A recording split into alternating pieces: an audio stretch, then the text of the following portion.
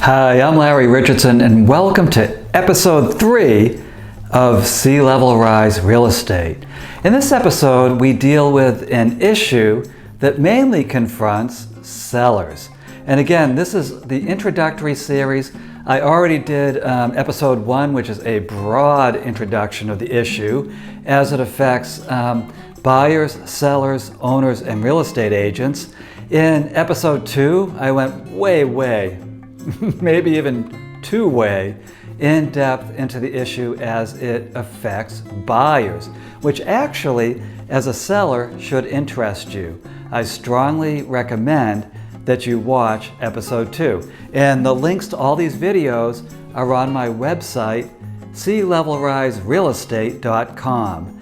And for sellers, the real issue that you have to be concerned about when you're dealing with buyers is disclosure. Now, every state, as I told you in the buyers episode, has a different level of stringency when it comes to sellers' disclosures. In states like Texas, Mississippi, and Louisiana, you have to disclose a lot of information. You have to tell the people, does the property flood, the nature of the flooding, have flood claims been made against the property?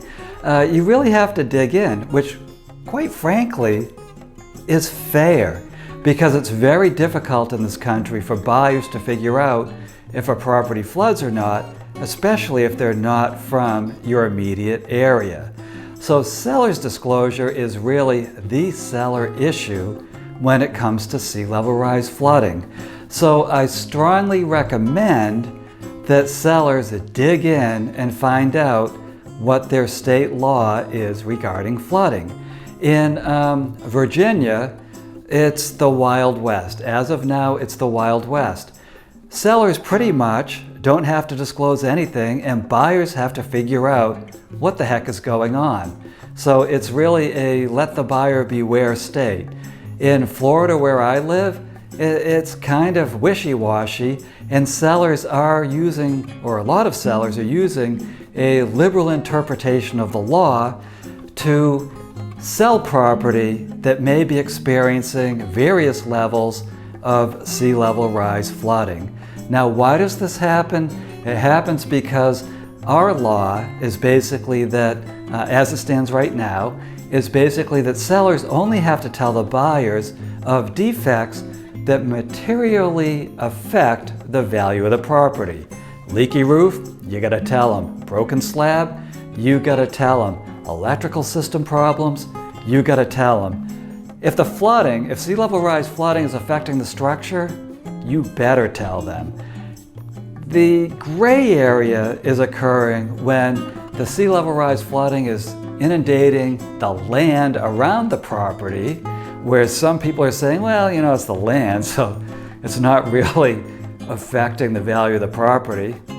I think they're wrong on that. Or it's the road out front. In many cases, it's the roads that are flooding. The roads that people need to get in and out of a property are the ones that flood. And this flooding is especially occurring during king tide periods.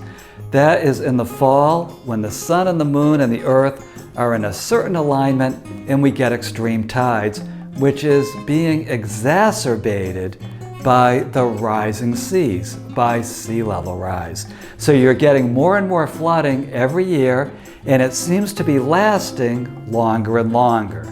So really, as a seller, the question for you is, how much are you going to disclose? And the states that are very specific about it, it's golden, because then the buyer is going to know exactly what's happening, and you as a seller will be at less risk of for disclosing those facts if the water rises up and floods the property. The states that concern me, and it's an awful lot of states, are the states that are in that gray area, the wishy-washy states, where you can't be certain as a seller or as a buyer whether the information that's being provided or the information that's being received is comprehensive enough. And really, you need to talk to your real estate agent You probably need to talk to an attorney when you fill out the seller's disclosure to make sure you're hitting all those marks. Because if you're not hitting the marks, if you're not hitting the requirement, and the water rises up and floods the property that you just sold, you could get hit with lawsuits. So that's really the main concern of sellers. I do encourage you, however, to get a good, holistic understanding of sea level rise as it's impacting your community, your neighborhood, and your property. You can get that in 7 Sea Level Rise Real Estate Questions, the book I wrote for buyers, sellers, owners, and real estate agents.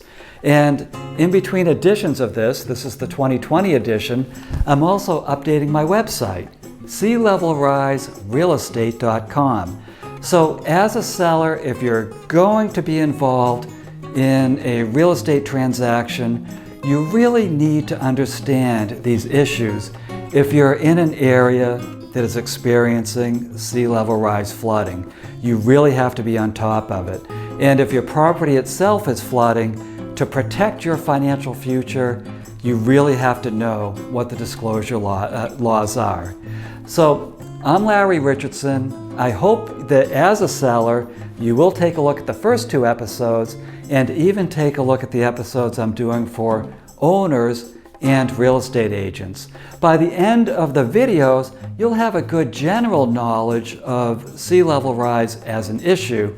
But if you take a look at this book, you will have a much more in-depth knowledge.